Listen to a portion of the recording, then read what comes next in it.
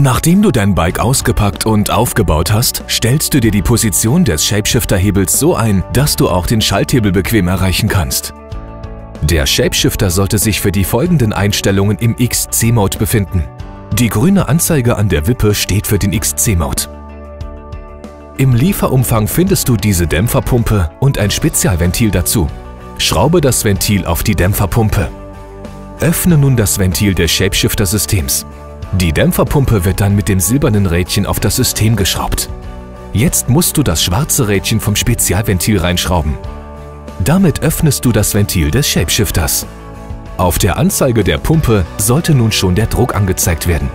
Beim erstmaligen Anschließen sollte ein Druck zwischen 9 bis 11 bar angezeigt werden. Pumpe das System entsprechend der Tabelle auf. Jetzt kannst du das schwarze Rädchen wieder rausschrauben, um das Ventil zu schließen.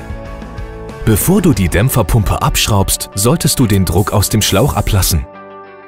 So bekommst du die Pumpe leichter wieder ab. Trenne dann die Dämpferpumpe über das silberne Rädchen wieder vom System.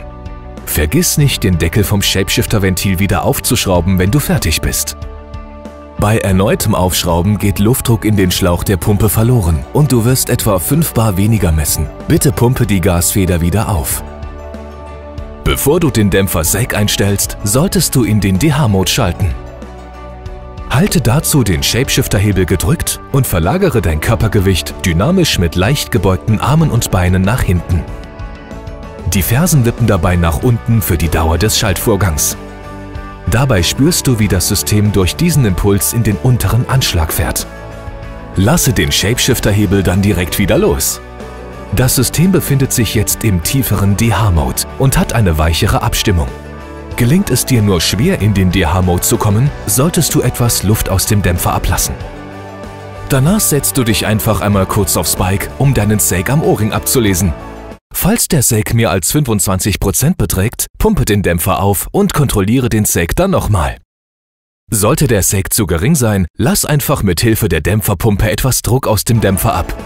Wiederhole die Schritte so lange, bis der Sag ziemlich genau auf 25% eingestellt ist. Nur dann kann das Shapeshifter-System optimal mit dem Dämpfer harmonieren.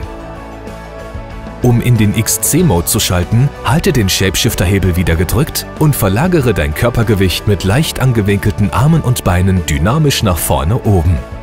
Deine Fersen folgen dieser Bewegung und die Fußspitzen zeigen zum Boden. Damit wird das System entlastet und der Dämpfer fährt aus.